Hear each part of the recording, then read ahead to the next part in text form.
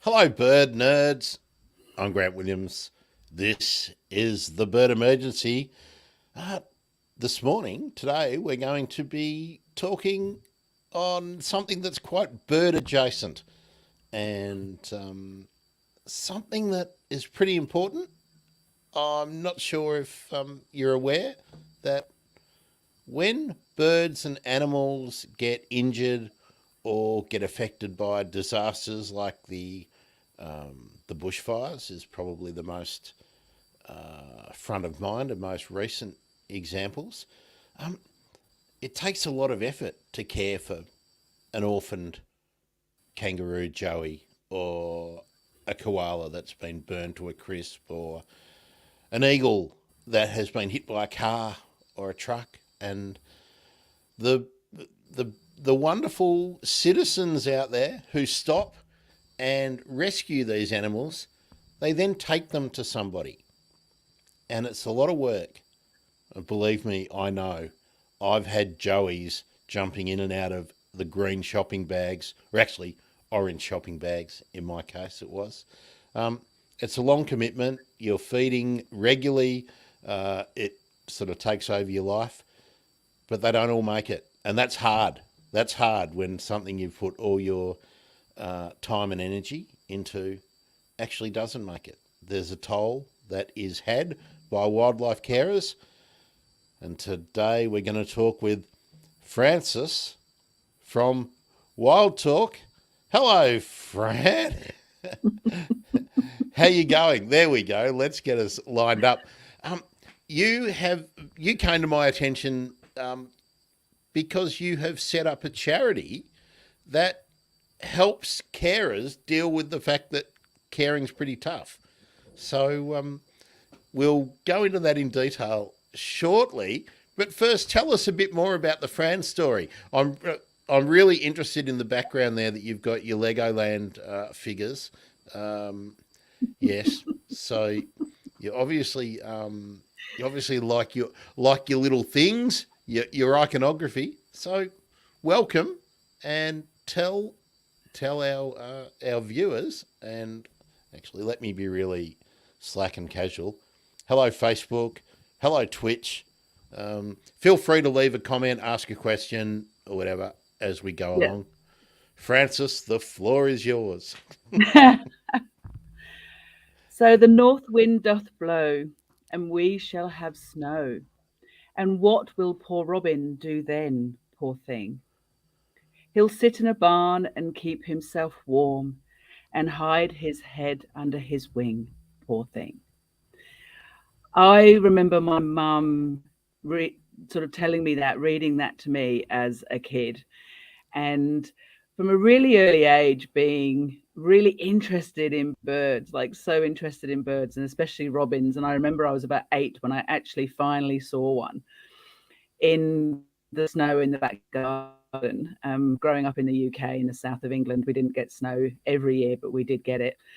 And they were just so exciting. They were so exciting. And it was pretty much the start of my animal journey, and having absolutely no idea that I would end up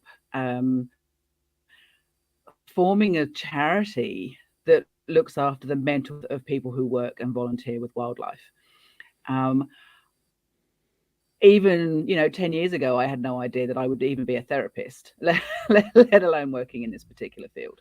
So I'm deeply, deeply honoured to be able to help wildlife carers on a daily basis now, because it's so hard. It's really, really hard, and it's not all cute, fluffy. It's not all cute, releases and all that sort of stuff. It's actually pretty awful at times.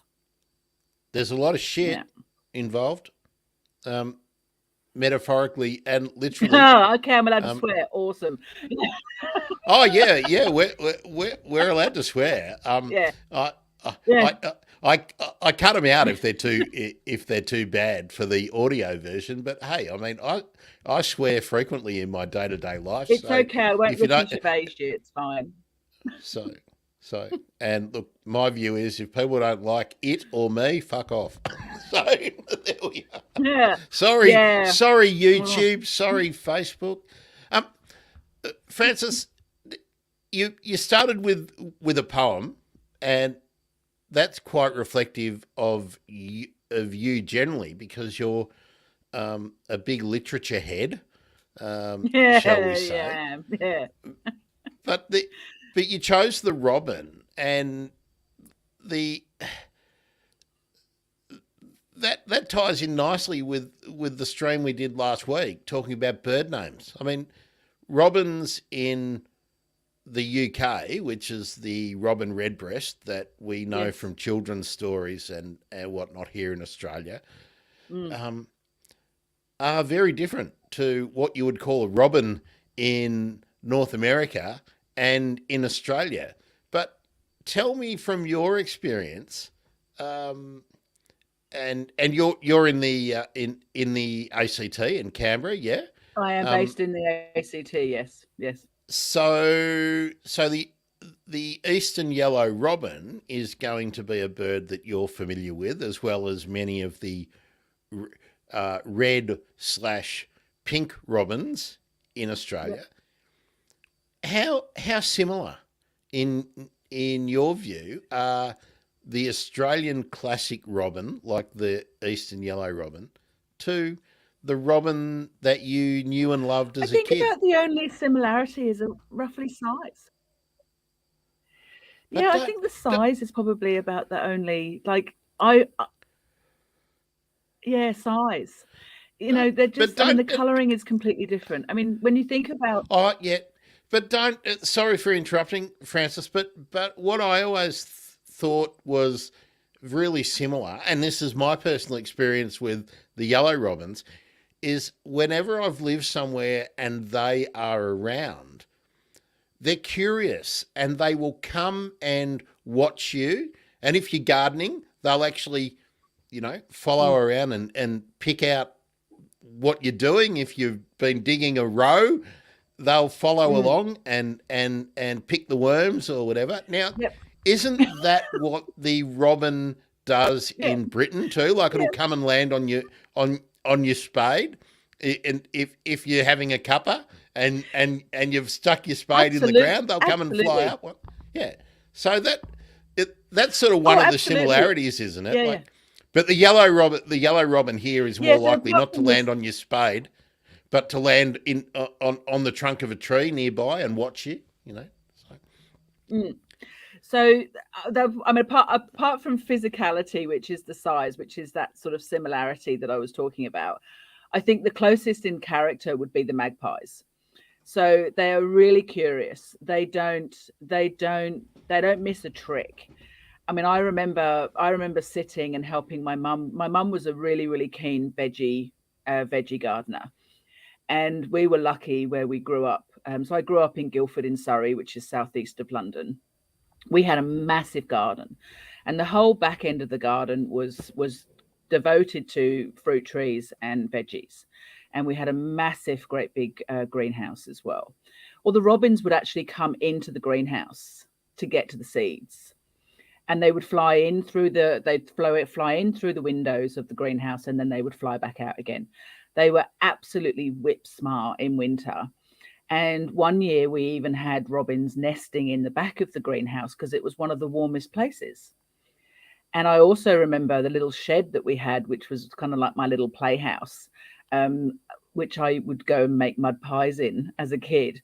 We had robins nesting in the back corner, and they never bothered that there was people in the shed with them. They just kind of got on with it, and they learned how to live with us, and we very much respected them. And I think that's where, as a young kid, I was always, noting birds. I mean, my dad was or was a taxi driver. He's retired now, but I remember him bringing home injured pigeons and us sitting around. And, my mum would hold the pigeon and he'd like unwrap the cotton from around the pigeon's leg and would spray it with like the betadine equivalent. So I grew up around my folks, always being there for wildlife. I mean, I've got my first scar on my forehead. I was watching the pigeons that my dad had in the lounge, up in the dining room. He had like built this sort of thing that they could recuperate in, and I was up there trying to get a look at the eggs, and I fell off the dining room table and smacked my head on the radiator. The scar that I have is because, you know, we always had something recuperating somewhere in the house, always. Yeah. Well, I'll just say hi, Annie from North Hi, Carolina. Annie. Look, we've got the US in the house as well. That's great. Uh, it it's really a natural kind of reaction, I think, for so many of us to want to help um, the birds that we see and other animals, but that can lead to a problem, can't it? Because often you will find a bird on the ground, a young bird on the ground, and people's instinct is, oh no, it's fallen out of its nest. Oh, what will happen? But fledglings naturally spend some time on the ground, Mm, and we should not, unless we can see a cat nearby or something that's about to make a meal of it. We should just let the parents get on mm, with it, shouldn't we? mm. Oh, absolutely. I think I was really lucky to have parents who were very much in that vein. Like if they didn't know, they wouldn't make it up. They would actually tell me. And I'm of the generation. I'm of the Gen X where we basically got kicked out of the house straight after breakfast, and Yeah, in the school holidays don't come home until yeah, you hear the pot, the wooden spoon on the back of the pot yeah, from across the road. And we had a small wood across the road, literally right across the road from us. And when I say small, it was probably about, I don't know, maybe 20 acres. It was quite a large space, and I would literally spend my entire school holidays running around that wood. yeah. I And shared a I childhood remember like fledglings that on the too. ground and not knowing what to do. And yeah. It's a wonderful way to grow up. And I remember running home, having found a fledgling and running into the house. And and Oh, we're having my Australia's dad was NBN issues. So sorry, Francis, you'll have to yeah. repeat that. The Malcolm Turnbull's NBN let us down again. Okay, I remember finding a fledgling and running into the house and sort of running across the road and showing this baby bird, what do I do? What do I do? And my mum sort of not knowing, and my dad going, okay, well, let's get the encyclopedia out. So the encyclopedia came out. He didn't know, couldn't find the answer in there. So he got the yellow pages, rang the author, oh, had a mental block on the name of it, ornithology club, the local club, and asked them what to do. And they said, take it back, put it back where you found it. So I took it back, put it back where I found it, went a few trees away, climbed the tree, and just watched it all day. And that's when I saw mum and dad coming and feeding it and making sure that it was okay. And the rapid at that stage of life, they grow so rapidly that even if they've got pin feathers sort of in the morning, they might have feathers that enable them to, struggle up into the shrubbery Mm, by afternoon. So yeah, it's yeah. So I just wanted to bring that point up because hopefully whoever's watching, apart from Annie, hi yeah. Annie, Hi, Annie. uh, will take that on board that in most cases leave well enough alone. But Yeah. there are, of course, the times where animals need help. Mm. So let's get to it. What was the catalyst that got you interested in starting a formal body to care for carers? Because for those who have never been involved in setting up an organisation, it's far harder to set up a Oh, charity it's a than massive pain in that the ass. that that than to fill out the Yeah, articles of association for an incorporated association to actually become a registered yeah, charity and to be able to take gifts or donations or to sell raffle tickets or anything like that in Australia is yeah. really, really hard work. And especially if you want to become a tax deductible uh, charity. So why did you take it on and formalize it rather than just have a Facebook page? Oh no! See, Malcolm's No, we've NBN. come I'll back never forgive you, again. Malcolm Turnbull. I will never ever forgive Malcolm Turnbull for buggering up the NBN. Yeah, it's okay. Yeah, no, setting up a charity is no small feat, and but what started it all was I used to help with domestic fostering and adoptions when I lived in Sydney.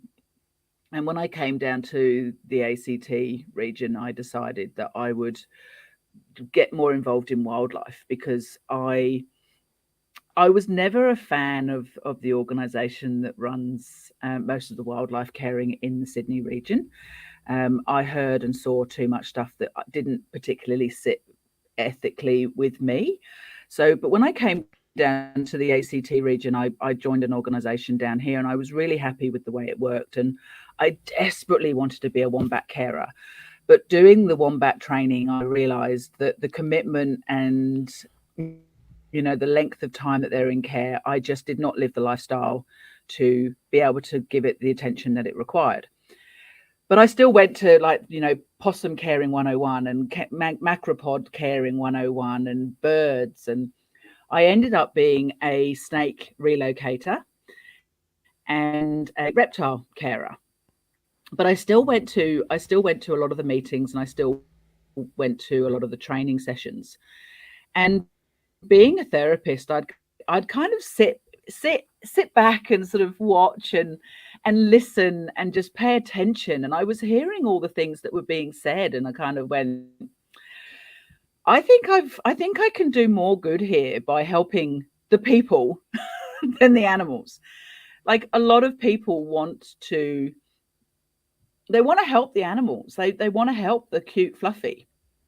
You know, you want to do the bottle. That a lot of people want to do the bottle feeding, and so I started offering free counselling sessions to my local groups, and it was 6 free sessions, $30 after that, just so I could put the service out there. And then in 2018, I spoke at the Australian Rehabilitation Conference, Wildlife Rehabilitation Conference in Sydney. And I was the first person that had ever spoken about the potential of mental health injury due to wildlife caring Can, and rescue. can I interrupt you there for a sec, Francis?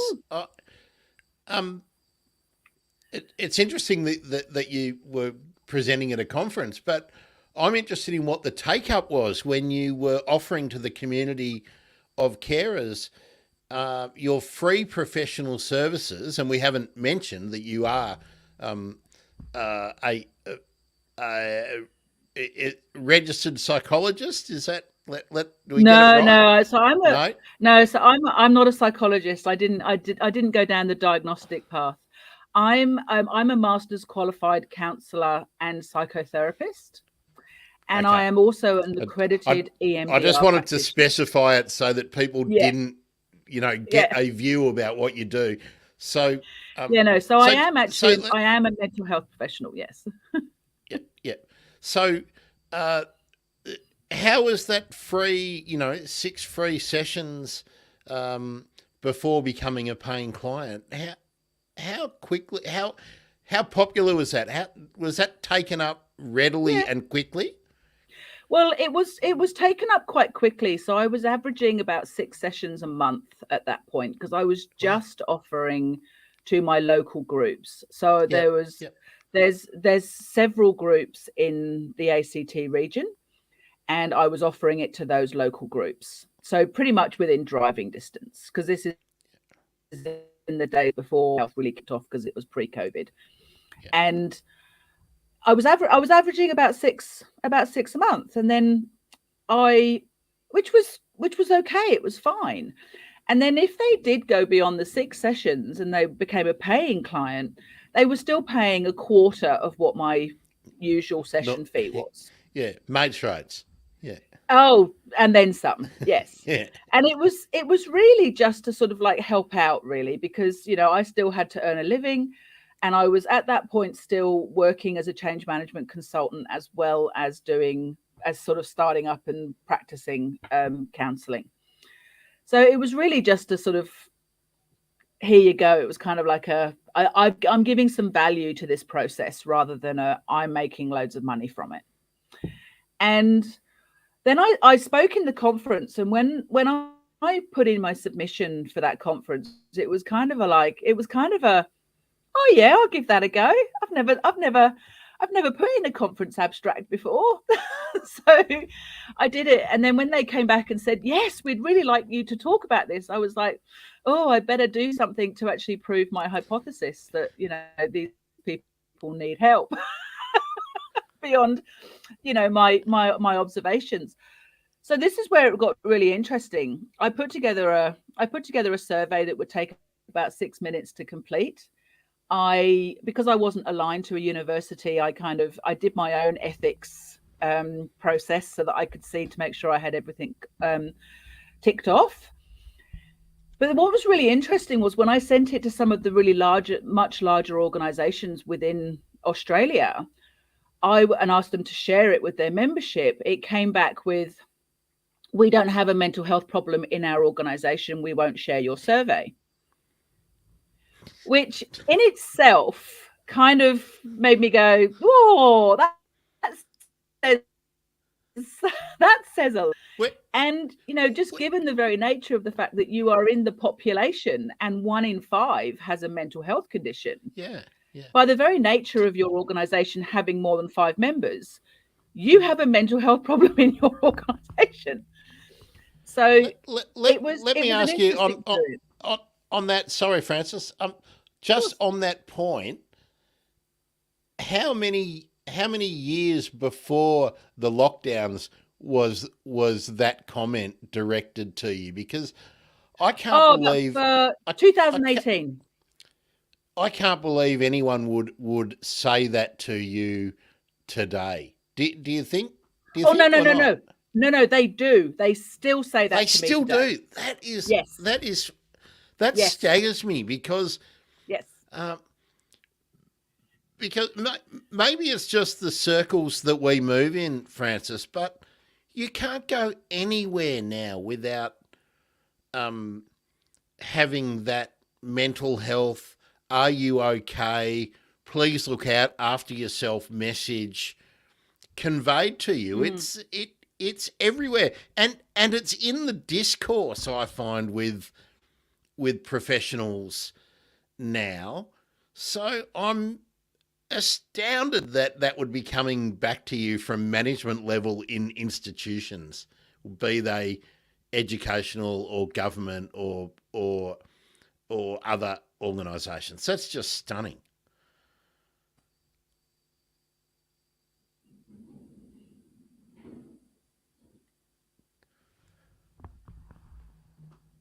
I didn't get any of that, Grant, because of NBN issues.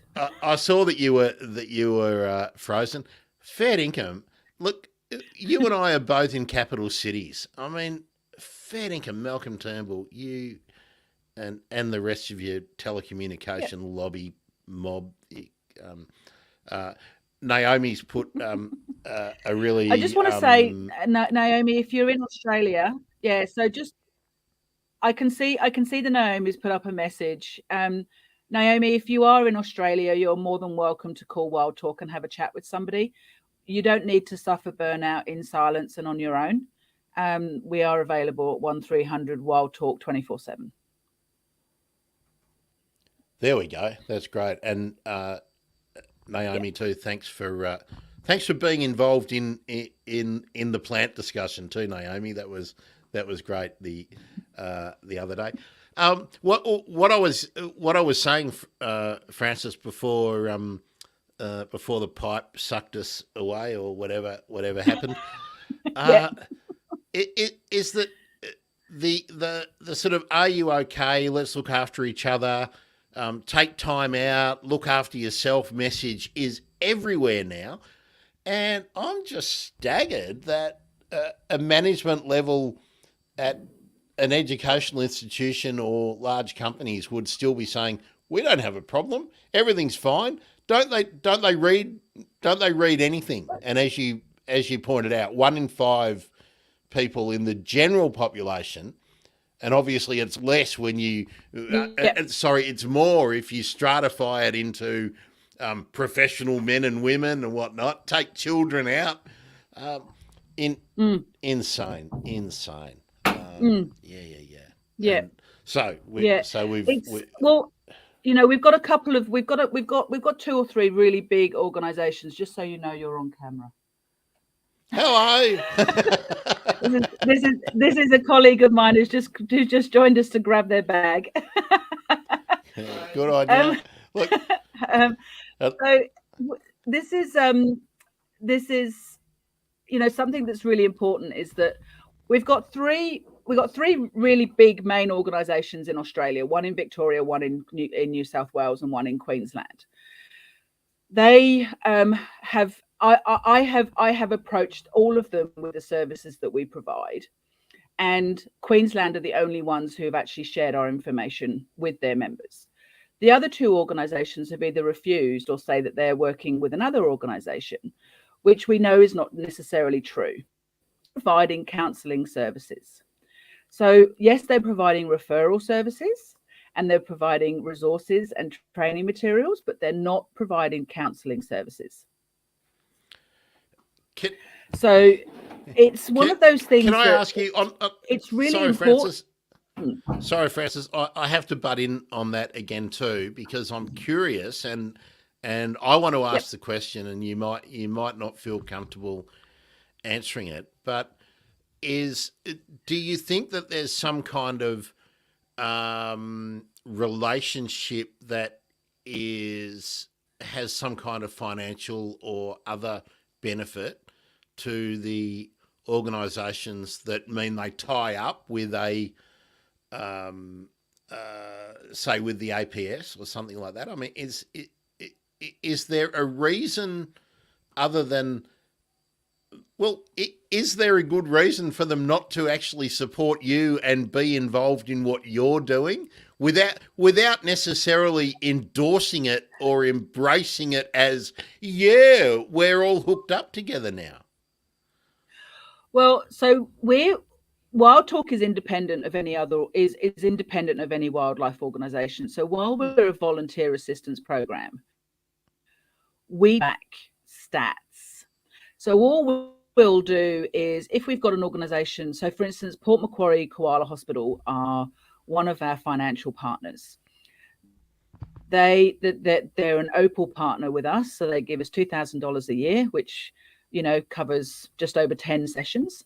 But the year I'll give them a number of how many sessions we've done with their people. So we'll say you've had 26 sessions in the last financial year.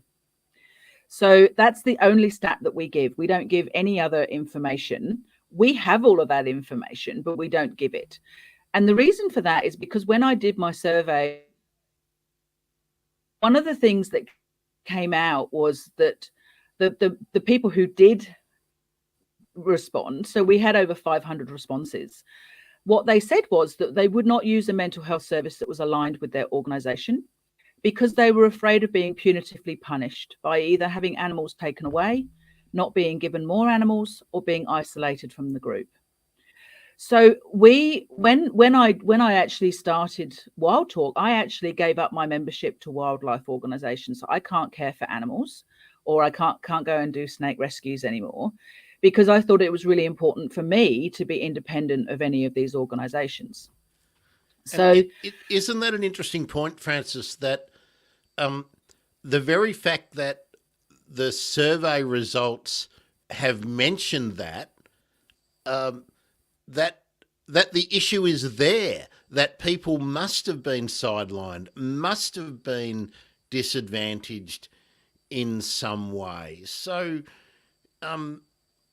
it it seems I'm guessing that these organisations In the too. 2020-21 financial year grant, 50% of our calls were bullying and harassment as the primary cause for calling. I don't know. Trauma and grief and loss was the rest. I don't know at all how big those organisations are, and the purpose of discussing it is not to slag them off because they do good and important work. Yeah, they do, But absolutely.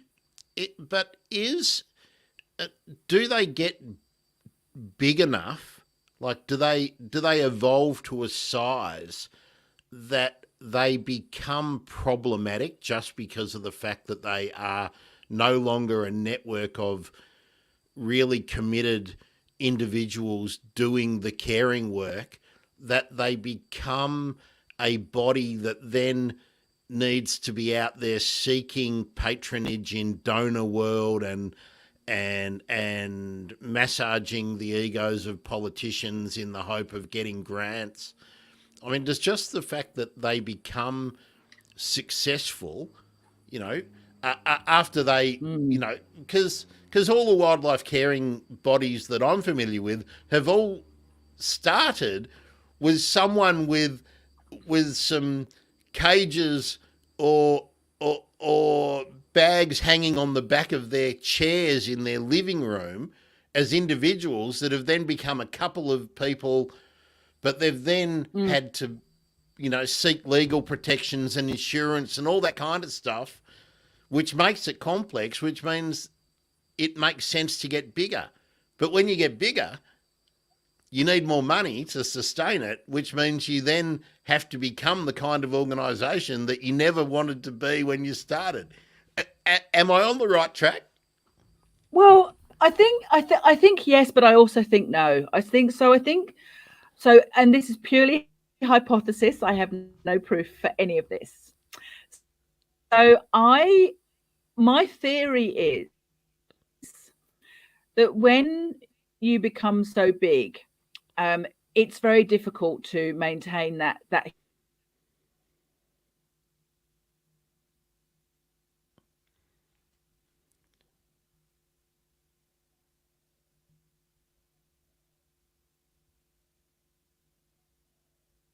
Come back, Francis. Geez, we're really having a bad time with the internet.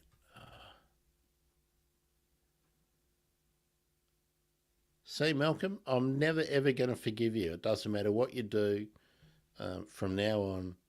I don't care how supportive you 100% are. of the time, 100% of the hands go up. Because people who look after animals generally don't like people very much. And I'm sure if you speak to your fellow conservationists and your fellow bird people, they'll tell you that they're out there because the birds just get on with it. There is no, there is no bitching, there is no backbiting, there is no punitive punishment. If a bird does a bad thing, the other birds come in and they get it, and that's it, done, finished. There is no subtlety. It just happens. Nature does nature. Whereas what happens with the people is that they don't like people, they like animals. But unfortunately, the very nature of wildlife caring is that there's a whole heap of people involved, and they're not always very good with other people. Let's split the discussion into two parts, right?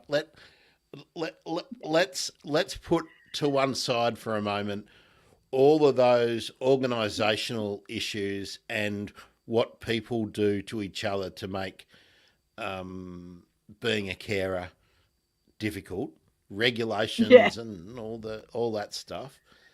There's a lot, and they're different in every state as well.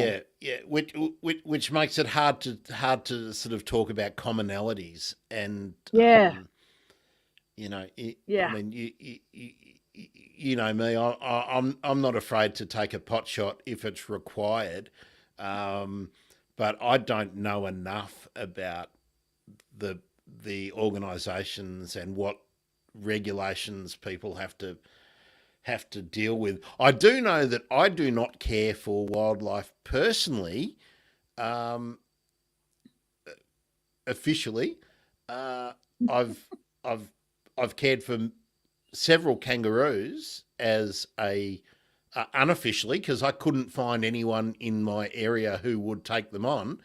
Usually, usually because they already had a dozen Yeah, or more, and they physically couldn't take any more, yeah, and they don't have the space or whatever. So, um, but I was breaking laws by doing it.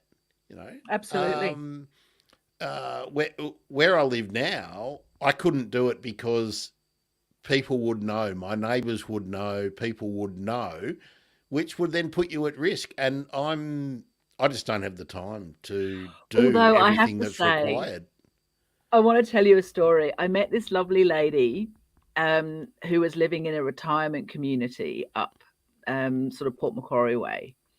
And she was in one of these really immaculately sort of like, landscaped, no animals, beyond, the family dog. Um, and she she had six joeys in her garage. She wasn't supposed to have them, but she had six joeys in her garage.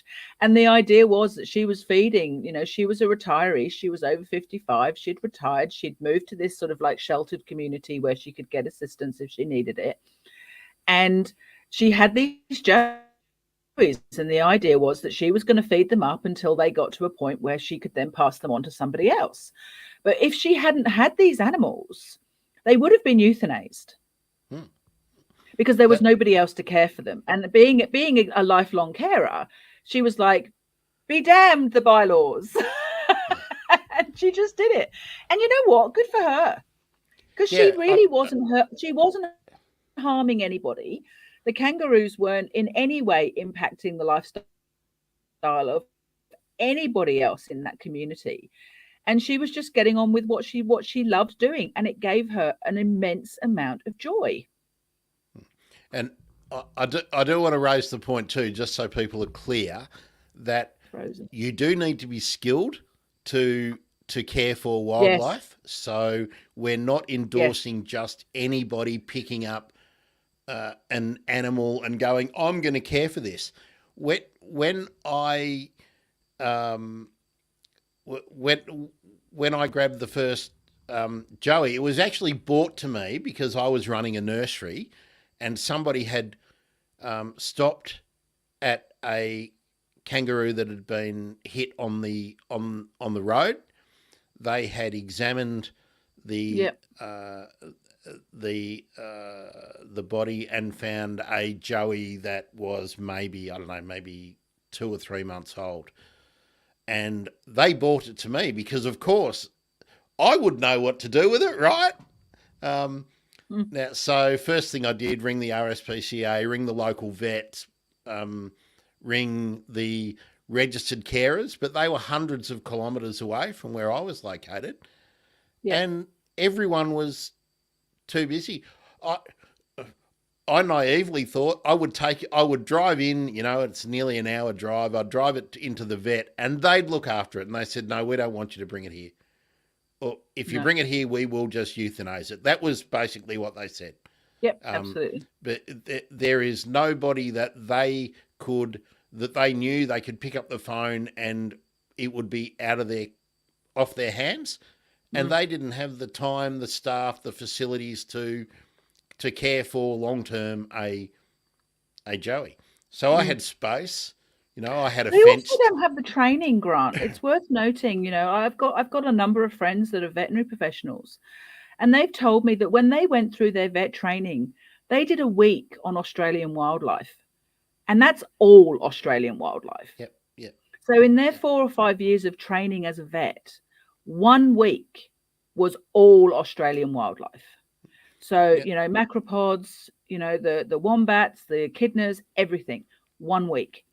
So they don't have the skills. I mean, if you can find a vet that will look after flying foxes, or who will do treatment on flying foxes, you're really, really lucky. If you can find a vet that can identify whether a blue-tongued lizard needs to be euthanized due to dog bites or not, you're really, really lucky. So as a carer, you're not licensed, and you don't have the ability to do any of those actions. You have to take it to a vet. If you are making that call out in the field, you only have violent means to euthanize those animals. So we're talking about a rifle, a bolt gun, a sledgehammer, an axe. That's it. And of course, we're talking about people here who deeply, deeply care about animals, who have to euthanize probably about 60% of everything that they find and that gets given to them. They have to euthanize about 60% of what comes to them. It's a lot So more than I thought, Francis. yeah, It's it's that, but when you think about it, that's probably always going to be true because those actually figures are no, going to be sorry. skewed. No, sorry, I got that wrong. It's 80% doesn't make it into care, 60% doesn't make it out. Okay, yeah, um, yeah. So it's actually even I, higher.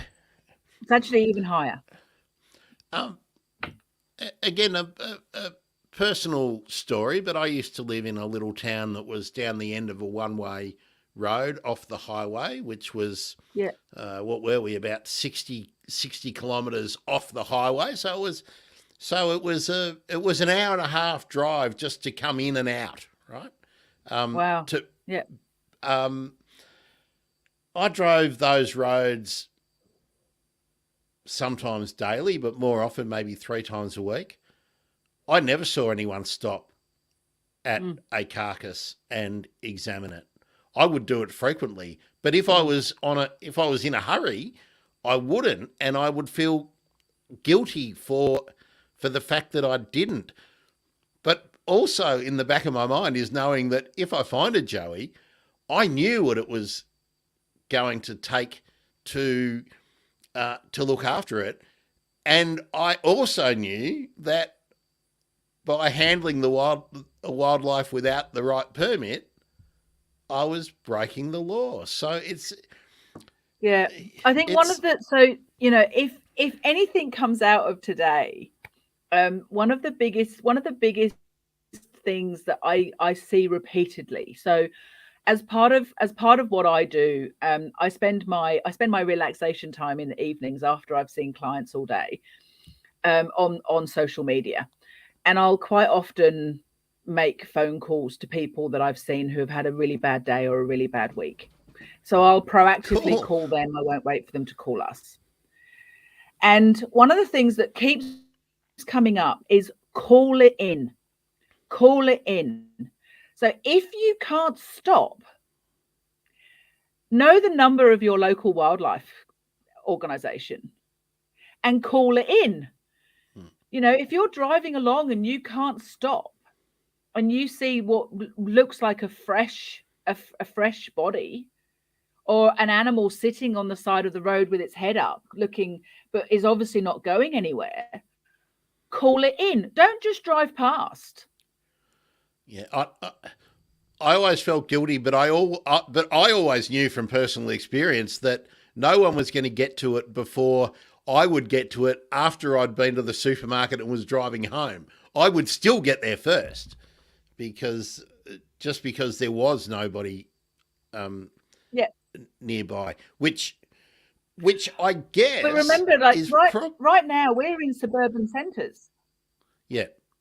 Yeah. We're Oh, in yeah. suburban Now centres. it's very different. Like, Now, there's, and now the you know, council are involved here, and Vic Roads will refer and all that kind of stuff now. So, I mean, certainly it was mid-90s when I started. It's different.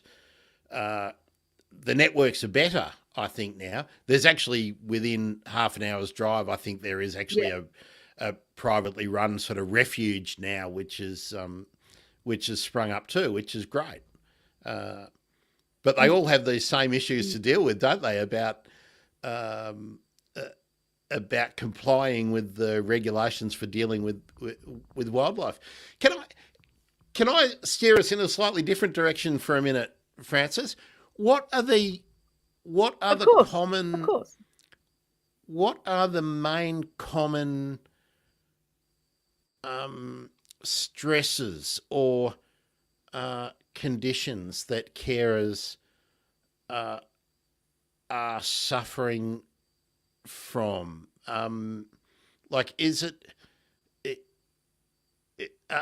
are they can they become a long term problem if a carer doesn't confront feeling Oh, bad or feeling sad or feeling shocked? Just yes, sort of tell us a bit absolutely, about that. absolutely. So one of the services that Wild Talk offers is debriefing. So wildlife carers, people go out use generally are working on their own. They're working in isolation. So and they can see some really really horrific stuff. So one of the services we provide is debriefing, which means you can call up anytime within the sort of like the time it's happening to 72 hours afterwards, which is the ideal debriefing time, and talk about what's happened. So you go through a process. Now, quite often wildlife carers will rely on other carers. But the problem with debriefing incorrectly is that you go over the story and you're constantly asking why, when really we need to be asking how, what did I do, what can I learn from this, what can we do better next time. So whereas when we debrief with people who are not skilled in debriefing techniques, we get the, oh, I did this and I did it wrong, and it's like, oh, I'm so sorry. And it's a very sort of like, it's a very empathetic process, but it's not necessarily a helpful process. So debriefing is really important for the carers. Now, the other thing that happens is they experience a lot of grief and loss. And quite often, we don't have time to grieve because I've got another 12 animals that I have to just get on with, and I have to clean them out, and I have to feed them, and I have to make sure they're warm, and I have to make sure blah, blah, blah, blah. And there's job. So I don't have time to grieve. Now, what happens is grief doesn't just go away, it kind of gets bottled up. And then one day something will happen and it will just all spill out the edges through every orifice and it'll be uncontrollable. So, and we're also really good at disenfranchising our own grief as wildlife carers, which is not acknowledging it. It's a wild animal. I'm not allowed to get attached. But I'm sorry, you care about these animals. And if you've been feeding a joey like a baby for 10, 12, 14 months, every 4 hours, you're going to get attached. So if for some reason it dies or it ends up, you find it on the side of the road or something, you're going to be upset and you're going to grieve. Let yourself grieve. Acknowledge it. Acknowledge the trauma that you see. When you see a kangaroo hanging from a fence, acknowledge it. When you see a tree get cut down and a whole bunch of birds lose their nests, acknowledge the grief of that. You might not have known the birds, but you can bet your bottom dollar you're upset and you're annoyed and you're angry. That's grief. Allow yourself to feel it. It's about processing it in a constructive way, which means that you're not going to be bottling it up and you're not going to be holding it. And most of all, you're not going to start shutting your emotions down, because this is what a lot of wildlife carers do. I'm not going to feel it. I'm not going to feel the trauma. I'm not going to feel the grief. I'm not going to feel the anger. I'm not going to feel, and they just numb, numb, numb, numb, numb. Well, as the wonderful, wonderful Brené Brown says, we cannot selectively numb our emotions. So if we numb all the bad stuff, all the good stuff goes as well. So we Yeah, start to really struggle with feeling joy. We struggle to feel happiness for other people, which is where we come down to that, that issue where people don't like people. I don't want to have to deal with people. I just kind of get on with the animals. They don't mean, I don't have to communicate. I don't have to be nice. I can be angry. I don't have to feel.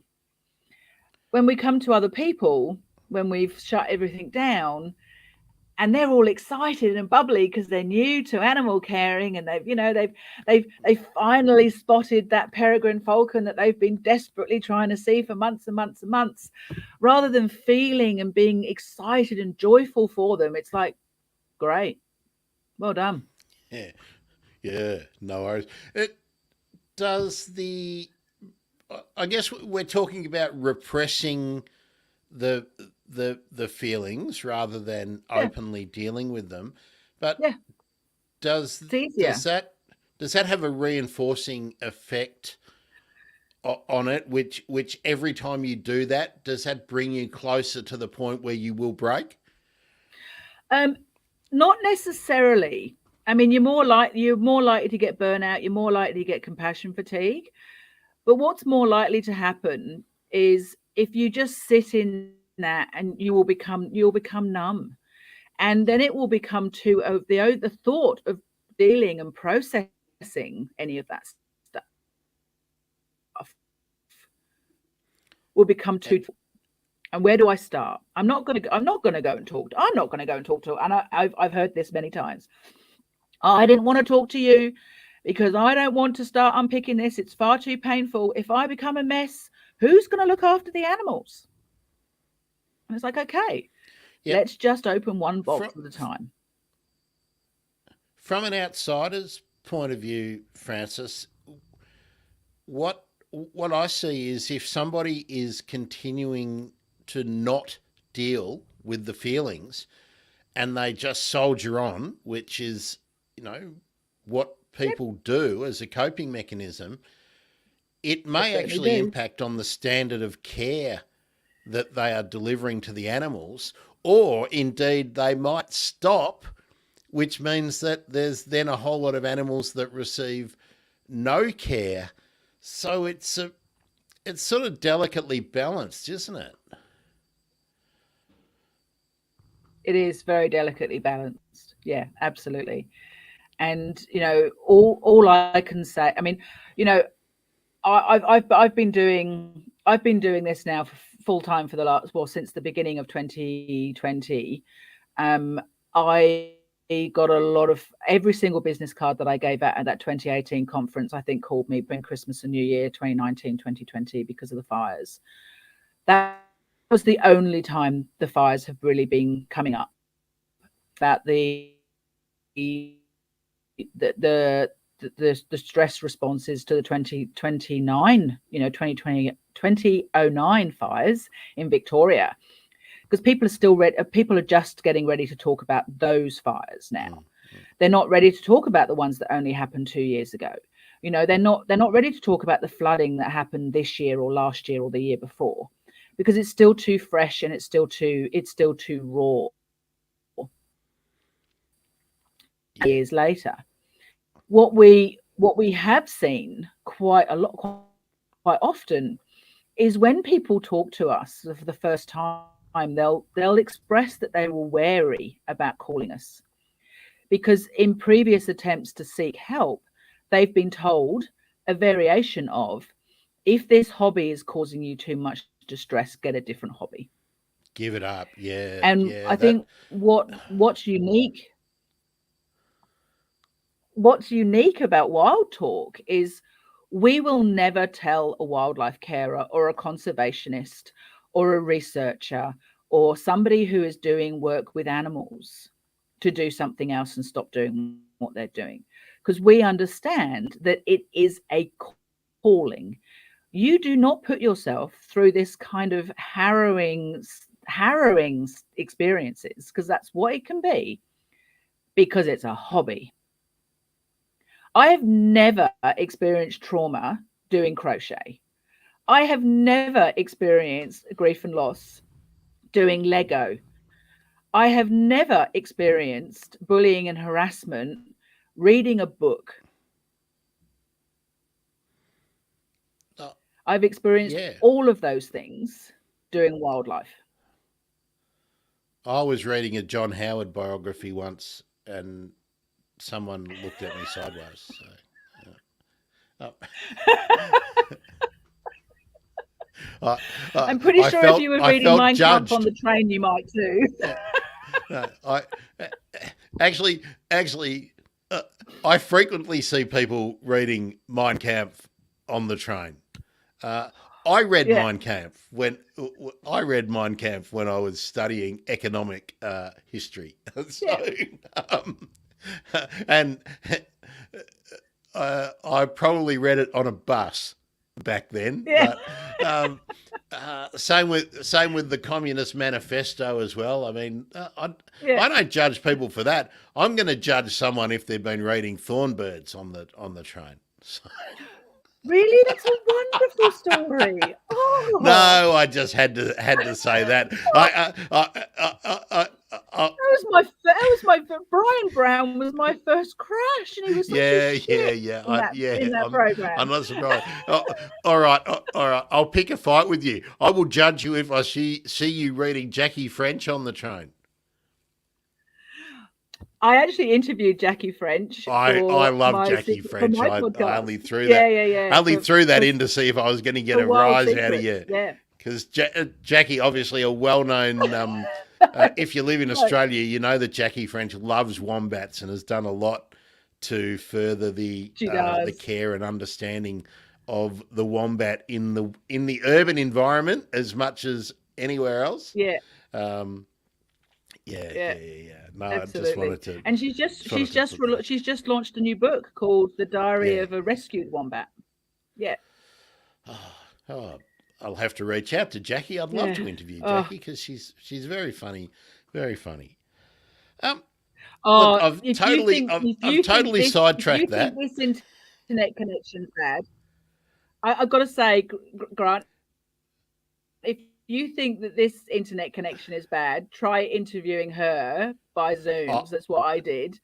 And I would have to go and see her. Yeah, I would have to go and actually sit down with her with my portable recorder. I think because there are just some places that it becomes unworkable in.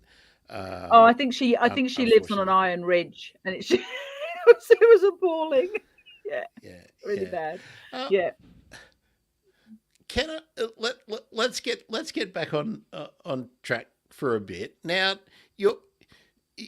What activities do you undertake to promote and support Wild Talk as an organisation? How do you get the word out there? How do you drive support and donations and things like that? Because you have to approach it as a business, but you can't be a business because you're a charity. So how do you make it work? Oh, okay. So I've put an awful lot of my own money into Wild Talk. So because I don't get any funding at all. So apart from a very, very generous donation from an organization called Chief Fluid Systems, who provide fluids and pipes to the mining industry. The CFO is also a very keen wildlife person. They give us $20,000 a year. That's by far and away our biggest donation. So we get about 30,000. We get about 30,000. Huh? Good on them. Sorry? That's what I want to say. Yeah. Oh, yeah. Good on them. Mandy. Yeah, I'm gonna give a massive shout out to Mandy Haddon. She's absolutely amazing. So she and I met fairly early on, and she's been a really supporter of ours right from the beginning. But we get about 30,000 a year from financial partnerships. We get about $150 a month in private donations, and the rest of it comes from either my 2 super withdrawals or my private practice funding. So I want to interrupt you there, Francis. I have to interrupt you there. Everybody, wildtalk.org.au. Actual year we did 1,100 calls. It's just not acceptable in our community and in our society where and this ties into so much of the stuff I bang on about politically with environment protection and biodiversity acts and caring for wildlife. It's just fucking not on that you put your personal livelihood and your retirement on the line to do something that the Department of Environment or whatever it's called in every state and every local government body that manages public lands Yeah. should be funding. It should not be coming out of your superannuation. So, which is one of the reasons I was really keen Well, to we talk to you. we So, last yeah last weekend we launched a membership program, an annual fee of $69. On top of for that, you get a membership pin. You get monthly online meetups for networking across the country. You get online training. Before you get access to the online training before non-members. Other events that we're going to be doing, all those sorts of nice to haves. But our counselling and debriefing will remain free. But the reason for the membership is to get some income coming in. And I had to chuckle right at the beginning of this when you said, well, if they don't like what we're doing, they can fuck off. So yeah, on Tuesday, this is important because on Tuesday I was at the workplace mental health conference on the Gold Coast, talking about the mental health of wildlife carers. Now, the conference was very much aimed at corporate, and everything was corporate. And this is how much money you have to spend on this. And one of the speakers said, if you can't afford to have a chief mental health officer, well-being officer in your organization, then you don't deserve to be a corporation or a charity. And I kind of sat there and went hey, in my head. hey, And I almost feel like asking you to name that person because that person's a fuckwit, right? yes, That person, they that were from one of the person, big consultancies. They were from that one of the big person four has never consultancies. been in small business. That No, person doesn't know anybody who doesn't work in a big organization. no, And that person is part of the no. reason that everything is fucked up. These big consultancies who suck 25% out of every bloody funding allocation to tell us what we already know in a document with bloody clip art and stock graphics. They're fucking Yeah, wankers, excuse me. yeah. And No, so and when you I was sat swore, there like, when you swore, a couple of people left the stream. So obviously I can do it, but you're not allowed to. apparently not. Oh well, that's because I'm a lady, Grant. That's Anyway, so that's the point. That's the point. And I'm a and you're lady. English. You're very plummy. So So when I enunciate fuck and ass, it's done yeah, well. that's right. Oh, So no, so actually, then while we're having a bit of fun, you know, you said early on that your dad was a taxi driver, like a cab driver. I just have this vision of you coming yeah, home from the small wood for your supper at 5:30 when it's getting dark, and he says, that's the one. "Hello, hello, hello. What have we here then?" was your dad a "Hello, governor" as they jumped in the cab kind of man? No, so no, so my dad was always David, never Dave. The only people who ever Oh, called him okay. Dave were the guys on the rank. So So so was he my dad wearing a was tie while he was driving the cab? no, no, no, no, no. No. Okay. He was very much a jeans and t-shirt man. Okay. Yeah, yeah, yeah. Always jeans and t-shirt, and always bald. He was bald from as early as I can remember. And I always remember my brother and I. We had this thing because my dad, because he would work late, so he'd go out after dinner. He'd go out to work, Yeah. and he would always take a flask of coffee with him.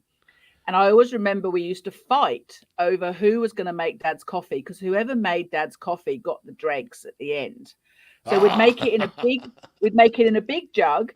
There was about like 4 spoons of Nescafe, Yeah. coffee made on top of that, and then you put the ball in, and then you put it in the flask. So my brother and I always used to fight about who'd make Dad's coffee, and it was always Bagsy Dad's coffee. So childhood memories, yes. But no, Yeah. So, it's interesting because from a fight, just going back to that financial aspect. So yeah, you know, drag us back on track, Francis. Here we are. Drag us back. yeah. So I have to do it in client sessions too. So at the moment, the question you asked was, how are we getting the word out there? I spend probably 2 or 3 hours every evening on social media, liking, commenting, making all those sorts on social media, whether that's Instagram or Facebook, because those are the two main channels that I find. I found that the conservationists are on Twitter. So and that's how we met. So that's, Yeah. I'm very much in the first seen, first heard camp now. I kind of enjoy that, lying in bed going, what is that? So, but then, so I do that, but we don't have any marketing budget. So it's literally me sitting in my office, calling organizations, sending out the information of the services that we provide, hoping to Christ that they will come on board with us. I've applied for 16 grants. Every single one of them has been a no. I've contacted politicians, and they're like, oh, can you send us all that information in an email? I'm like, oh my God, when? Like, because at the moment it's only me. I'm struggling to get volunteers because we don't have cute, fluffy animals to look after. And a lot of people don't want to do admin as a volunteer job. Yeah. So, or they don't want to make cold calls to organizations and say, hey, do you want to support Wild Talk? So, on Tuesday, I was at the conference. I'm having this issue with, hearing this guy saying you don't deserve to be existing if you don't have a chief health and well-being officer. And then I started getting all of this crap on our post about the membership, just completely vilifying the fact that we were asking for money for membership because they hadn't read the post. And in the end, I ended up going online, and it's not the first time that I've copped that either. So I went online and pretty much did what you did at the beginning of this, which was, if you don't like what we're doing, so I just want to point out the people that are saying these things. I've never seen your name on a donation. I've never seen your name on a comment before. I've never seen your name on a phone call. If you don't like what we're doing, don't come in here and start having a go at us. Just fuck off. Because and someone commented saying, oh, that's a reaction, not a response. It's like, no, that was a very carefully thought out response after having this for 2.5 years when I've just been giving of myself the entire time. Breathe. I think you can run things however you want, and it's usually when you've got 10 financial supporters or something like that are significant, that it becomes difficult because you've got to manage the expectations of everyone. But when it comes to social media and all that kind of stuff, look, I'm really clear about it. I'm really interested in what people have got to say, but I don't have to agree. I don't have to tolerate you on my platform, and you don't have to listen to me. And that's the wonderful thing about social media. But if you have to appeal to donor world, you also have to be cognizant of the fact that some of the things you do and say it's out there forever. Once you release it, it's out there forever. And, some people may not like it. But it's really frustrating when there's plenty of donor money out there and there's plenty of grants and whatnot out there, but they don't go to organisations that are the size of yours, Francis. They tend to go to bigger organisations, and that dollar for dollar, that means less of the overall proportion of the money that is given actually goes to the purpose, because so much of it gets sucked up into bullshit. Might be necessary bullshit. I'm sure all of the organisations will say, no, everything that we do is really, really, really necessary, But if someone gives you $500, there's going to be a lot more value go to wildlife and conservation than if they give $500 to, I don't know, whoever's running the barbecue at McDonald's. It's interesting you say that. It's interesting you say that, Grant, because I was approached by WWF and they wanted to give me $200,000. And I'm like, oh, you beauty. And they were like, but we want you to produce an app. Yeah. We want you to produce a mental health app. So I spent about a week doing research on what it would cost to do an app. And $200,000 would get me an app, but it wouldn't get me the 50 odd thousand every year that I would have to spend to maintain said app. Yeah. It wouldn't help me pay for the project management of the app. It wouldn't help me with the creation of the content for the app.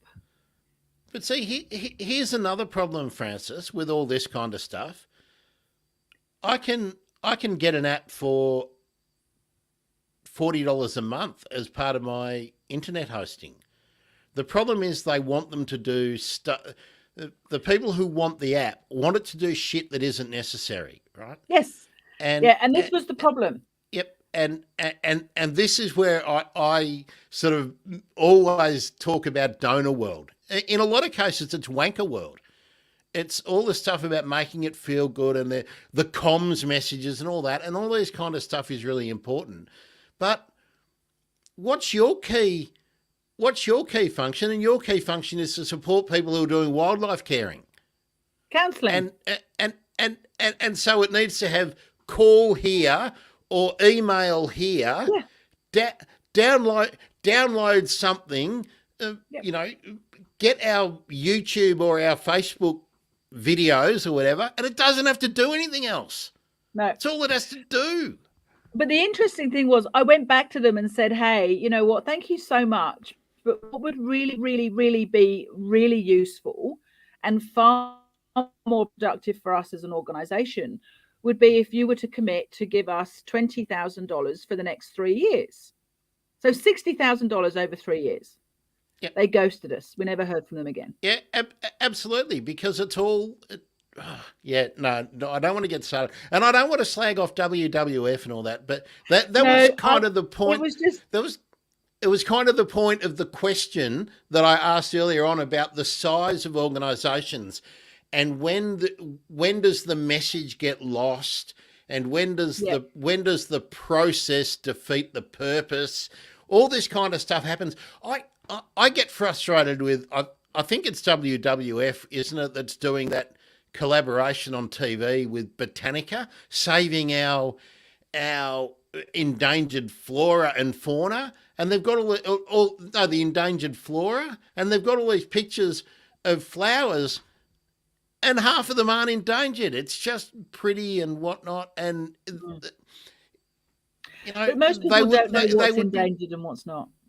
But they would be better off. I don't know how much it costs to run those ads. But hundreds of thousands of dollars. Well, probably $500,000 they've probably put into it. So you think of how much money actually went to a video producer and how much money went to a PR firm and how much money went to an advertising agency compared to how much money has gone to actually saving a rare plant in the bush. I can tell you what, the PR firm and the advertising agency probably got more money than anyone doing work saving plants, which is all part of the problem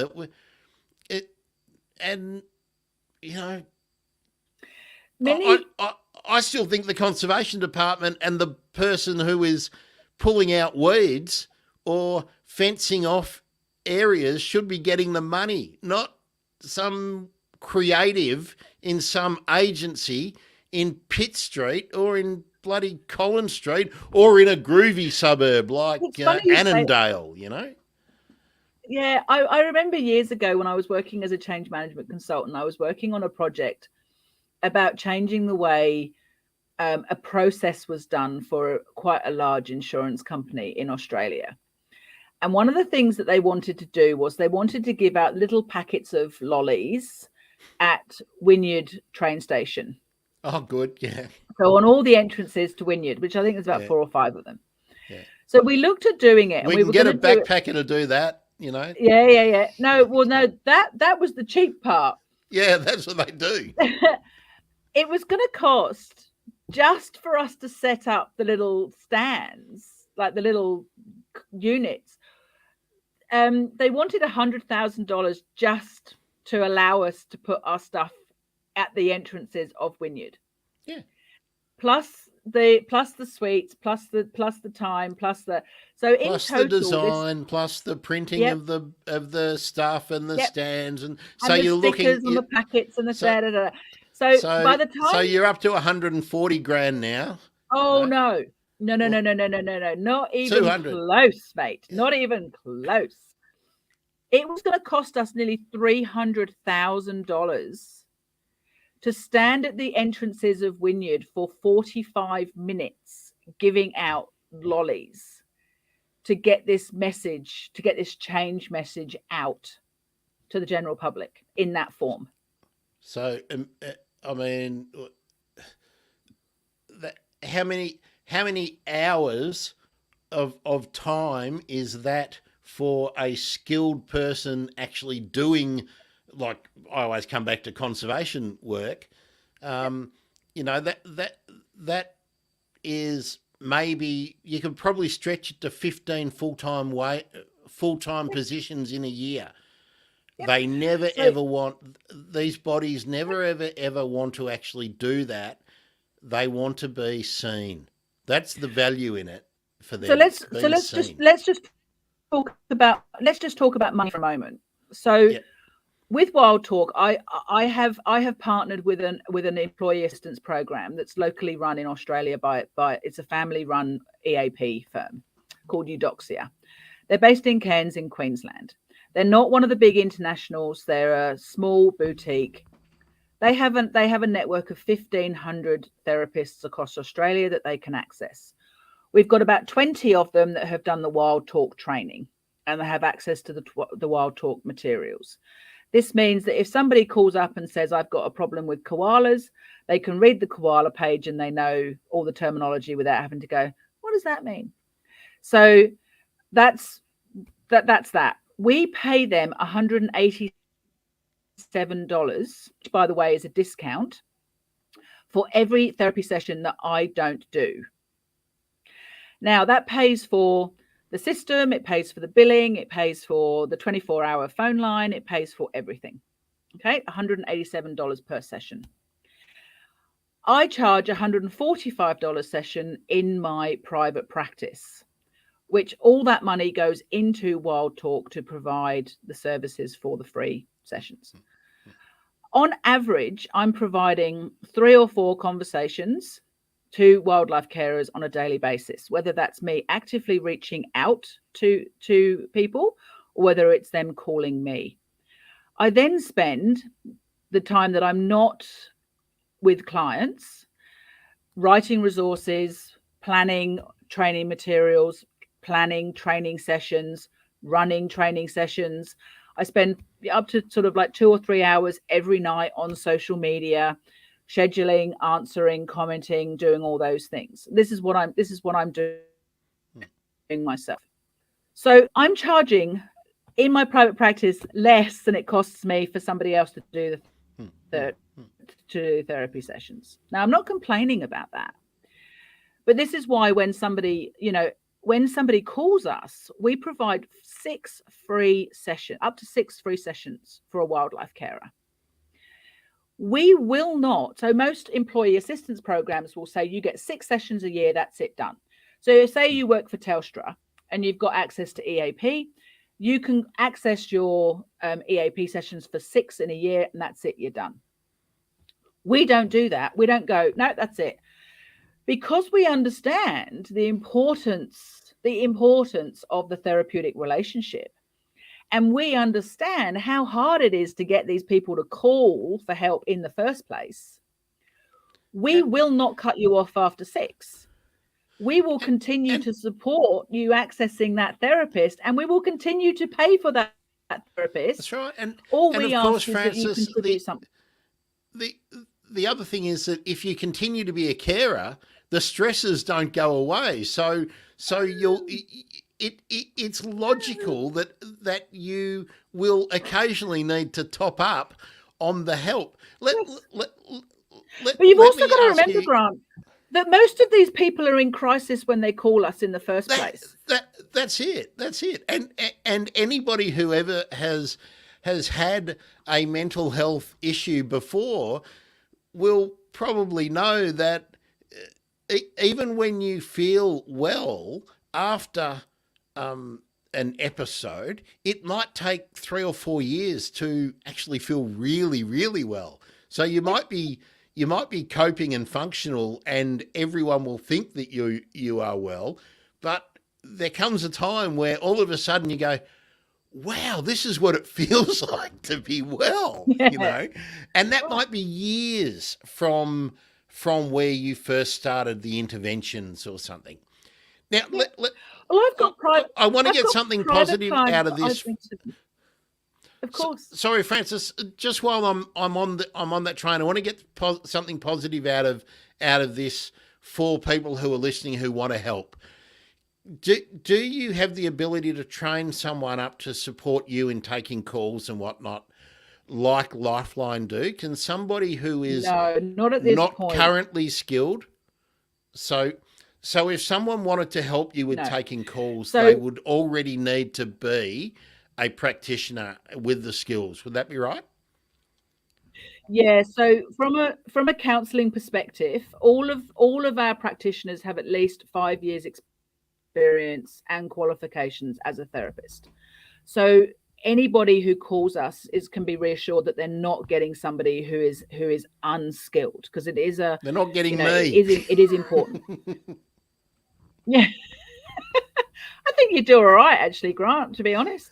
But what we do need help with, and this is, this is important, is we need help sharing the message. We need help to if it doesn't have to be financial.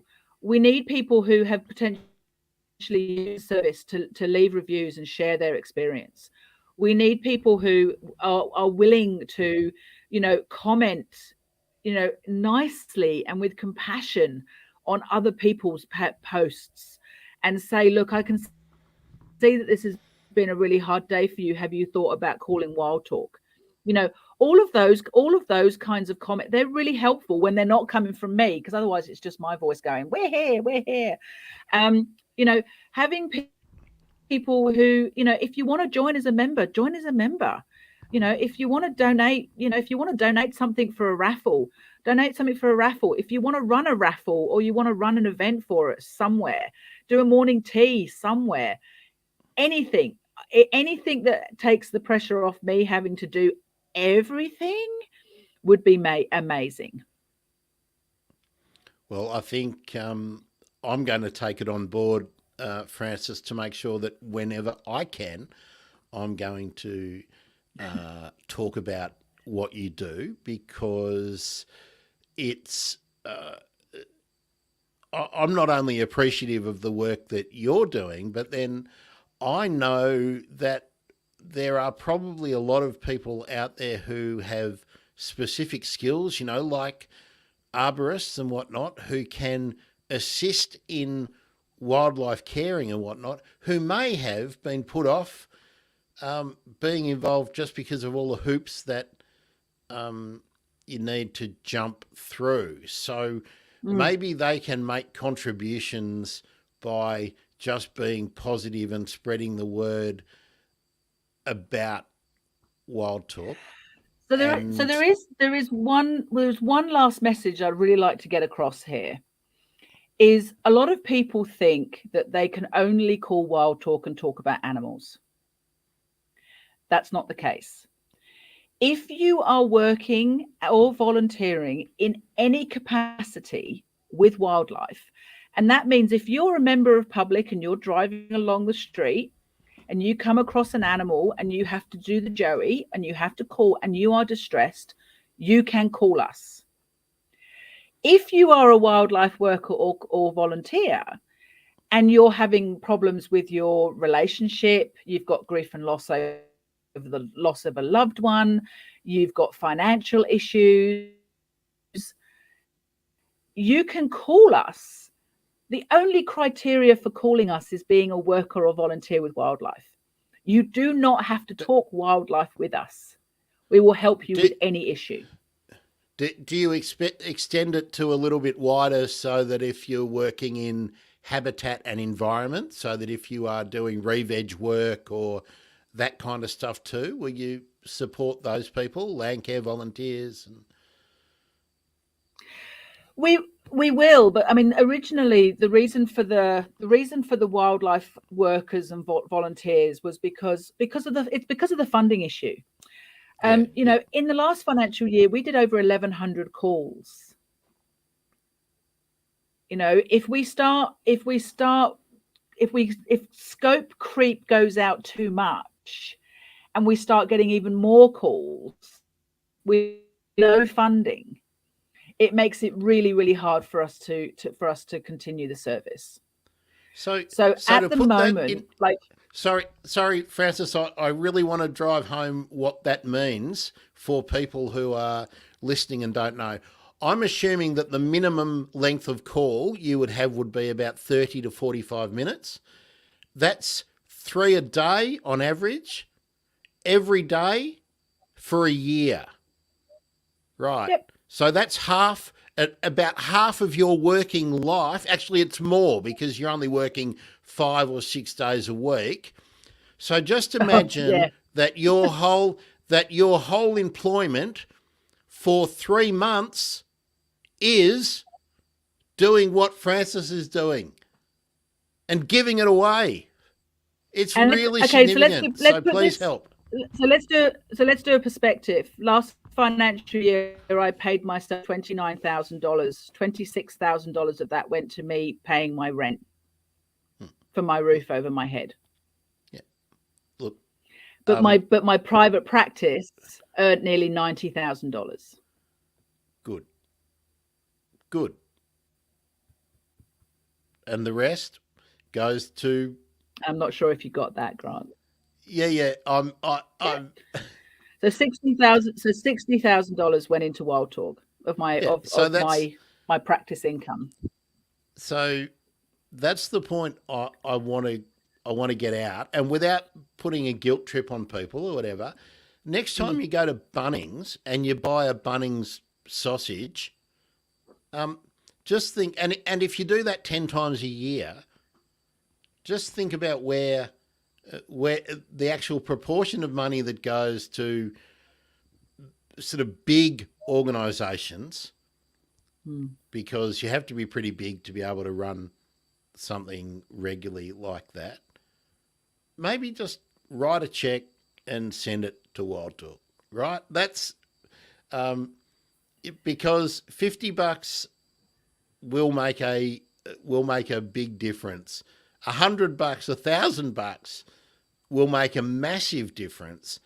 And as I think you might have gained from the discussion already, that there ain't a lot of support for a service that is well and truly needed to support the work of other people who get all the money.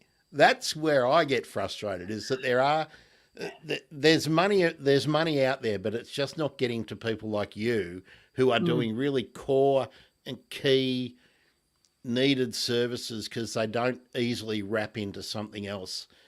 And there's not, I don't know, how do you go on morning TV and talk about wildlife carers? It's easier to Yeah. I mean, it's going to be the organisation above you that you support that can take the animals in, and Oh, absolutely. Every time. they get all the help. Every time. Yeah. I'm like, if I sit there on morning TV, I don't have a Joey in a pouch.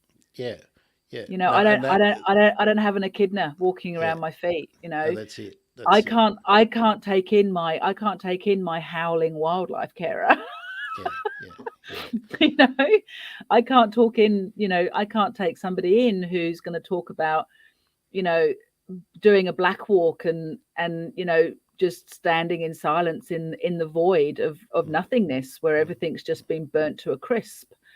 You can't you can't take that on TV. It's not a story. It's not a story they want to hear. No, no, and no, that's right. And I can't see Larry Emder emphasising with No. euthanizing. Maybe. Well, hopefully it's only ever one at a time, but I can imagine instances Quite where often, it would be many, many, many at a time. and it's quite often, a mum and a Joey that's no longer Yeah. viable, Yeah. or a Joey that's so badly injured. And,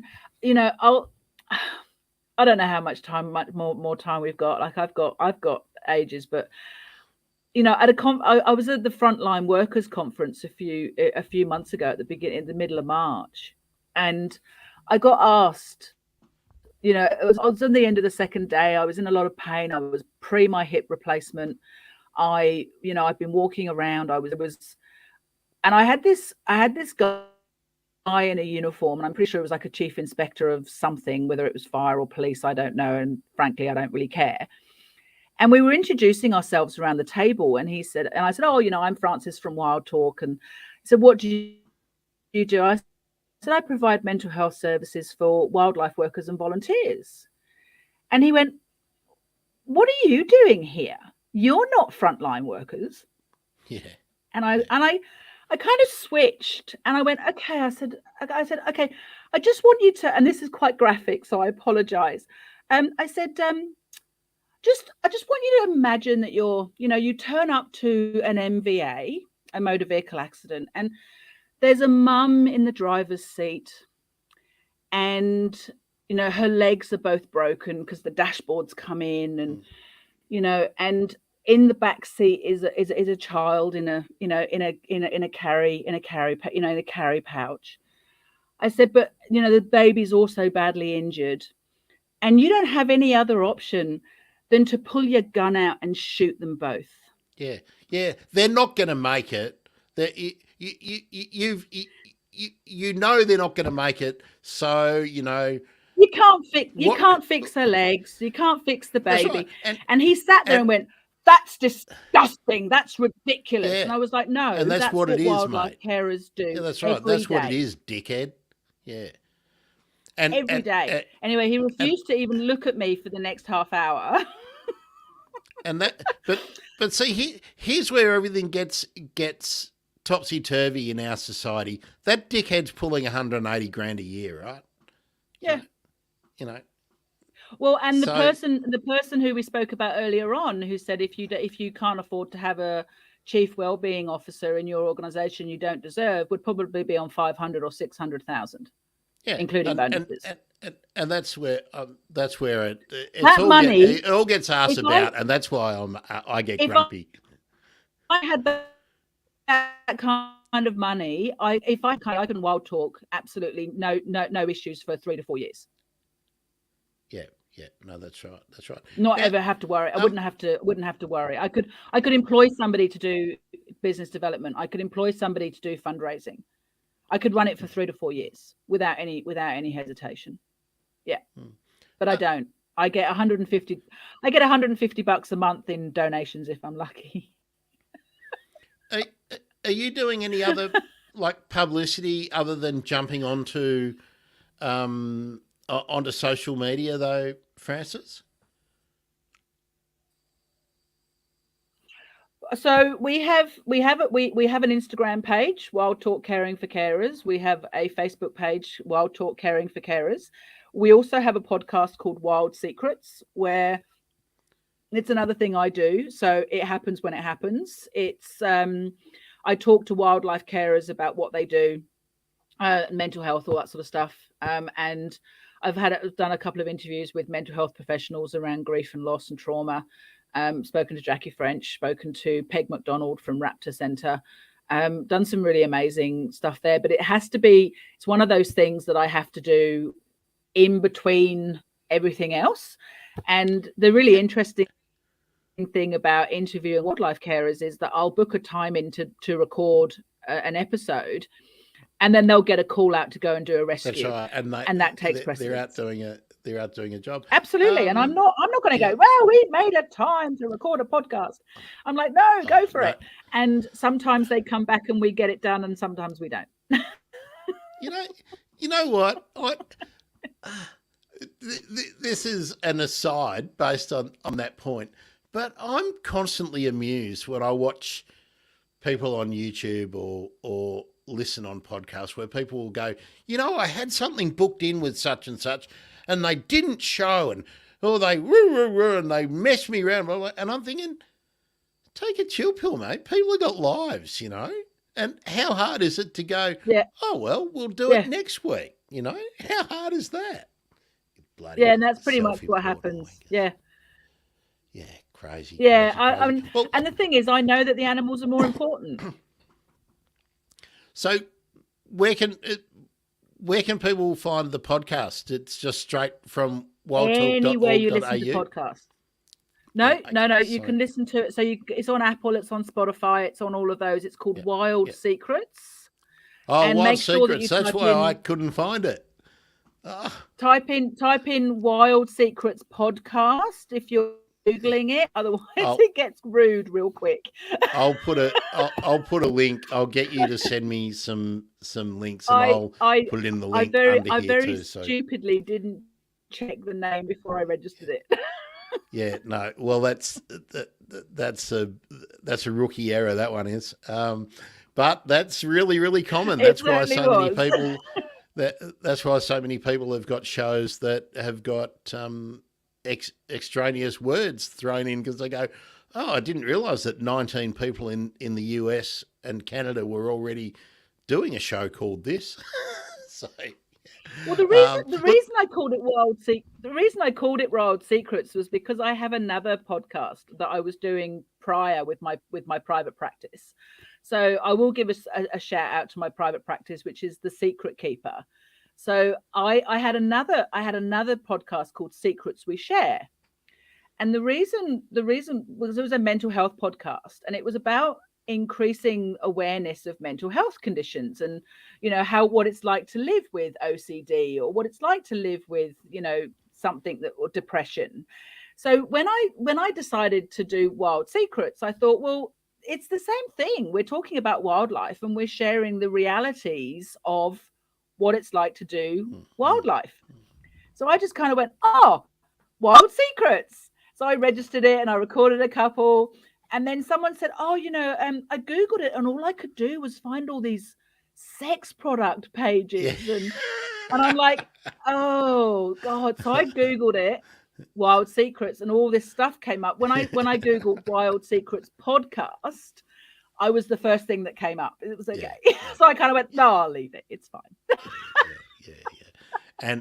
And look, put more material out there and you climb higher in the rankings and you get seen. So it's a timing thing, there was another organization that paid $60,000 to produce 6 episodes of a, and I was like, how does it take $60,000 to produce a podcast? 6 episodes. Look, that just seems so much money. It's another one of my frustrations out there. There's all these business consultants or whatever doing podcasts that are exactly the same as 1,000 other podcasts that give no value to anybody whatsoever. But there's studios and everything out there that are charging $1,000, $2,000 an episode to do nothing more complicated than you and I are doing right now, which is I record over Zoom, and I've got a very lovely man locally who charges me $80 to process it for me, and that's it. Yeah. You don't need to reinvent the wheel to make a decent podcast. That's for sure. Well, look, no. I think we've run our race. We've had a bit of fun. I want to encourage people to I think give you some money. That's what makes it easy. It would be lovely, but that wasn't the reason. Yeah. No, I know, but it frees you up to do other things if you don't have to chase some dollars. And the point I want to make to people is if you think, oh, I can only give $20, $20 helps, right? $20 helps. So Does. 50 bucks helps. $1,000 is amazing. If you are a business looking for some tax relief at the end of the financial year, don't go to Officeworks and buy 2 printers you don't need and some new office chairs. You can get the tax deduction by giving it to wildtalk.org.au, right? So go And that we way. can, for businesses that want to support us, for businesses that want to support us and get their name on our logo, get their logos on our website and all that sort of stuff, we do have a financial partnership program. We also have a project partnership program as well. So they can actually sponsor an entire project if they want to. Great. And they So can work with us. Yeah. Let's see more people do that. And also, if you want to actually know about the real implications and the joys, but also the struggles and the challenges of being a wildlife carer, it's also a good way to find it out is talk to Francis too. So chase up the podcast, do all those things. But like I always say, you can't do everything, but just bloody well do something, right? Just do something to make a positive impact on your community and help animals. Yeah, there we go. Can I just finish up by reading Can. a stanza from Banjo Patterson's Black Swans? Yes, Because I think coming into spring, because like in Australia, those people that are in Australia, we're just leaving winter and going into spring, like literally tomorrow. And of course, actually, before you start, if you're not in Australia, black swans were thought to be impossible. They were impossible. You were never ever going to get them, and then they came here. They discovered the great southern land, and guess what? yeah. There aren't any white swans. And they're a lot smaller than white swans. They're a lot smaller than white swans. Like I grew up with the myth of, a white swan will chase you and it'll break your arm if you get too close. Well, I'm telling you, don't get close to a black swan nest because they will bloody break your arm. They will get you. And they're a little bit like the masked lapwings. I mean, I love those birds. God, they've got so much spunk. It's amazing. It's awesome. Like, get away from my babies. I actually got a lot of time for Australian birds. They've got so much character and they're so colourful. Anyway, so this is actually the third stanza of Black Swans by Banjo Patterson. It's a very long poem in total. It's about 8 stanzas, but this is just stanza 3. And it has the most mention. From the northern lakes with reeds and rushes, where the hills are clothed with purple haze, where the bellbirds chime and the songs of thrushes make music sweet in the jungle maze. They will hold their course to the westward ever, till they reach the banks of the old grey river, where the waters wash and the reed beds quiver in the burning heat of the summer days. Thanks for having me, Grant. I really appreciate it. I feel like I should be doing the outro by saying, and here, that's been another episode of Literary Hangover, which is one of my favourite podcasts, but no, it's the Bird Emergency. Look, do support Wild Talk if you can, and listen to the podcast, her podcast, not only my podcast. Now, I'm just trying to think what else I have to plug, but first seen and heard. Why is that so much fun, Francis? Oh, because I love lying in bed. I'm not a morning person, but I love that lying in bed and just listening for what I can hear and in my garden, and then going out and seeing whatever it is that I see. And it's really interesting because what I've noticed is I have very different birds hanging out in my back garden versus in my front garden, which is very lawny. The front is lawny and the back is very bushy. So it's wonderful to sort of see, and it's just made me notice it's just made me notice what I see far more. Yeah. And I'm also really struggling with bird calls. Like, bird calls have never been something that I've really paid attention to. It's just been birds. And now I'm kind of like, what is that? What is that? So I'm sort of That's gradually hearing, gradually tuning my ear to what it is that I'm hearing, which at the moment is Australian, quite a lot of Australian king parrots. I've got quite a few that are hanging around, and they're usually the first thing I hear in the morning, followed and that's closely by the kind of magpies why and the carolines. that's kind of why I wanted to start it, because I'm out early each day walking the dog, and I wanted to share what I see and hear. So if you want to get involved in what we've just been talking about, you can see at Bird Emergency is right there. That's my Twitter handle. That's where I first put out the hashtag first seen and heard. And the rules are really simple. The first bird you saw, the first bird you heard, in reverse order, please, and a rough idea of where you are, so that, for instance, Annie over in North Carolina in the States can go, wow, they see those in Canberra in Australia. Or, as you know, we're getting West Australian ones, we're getting them from all over. I tried to take a photograph of my first scene as well, but it's not always successful because it's usually with my iPhone. Yeah, well, I found the same thing, and also sometimes I'm out there doing it when it's dark, barely light, and that's when it's fun to see what the first birds that are getting out of bed. Oh, I am never up at that time. I wake up about 8, so everything's awake by the time I'm awake. Yeah.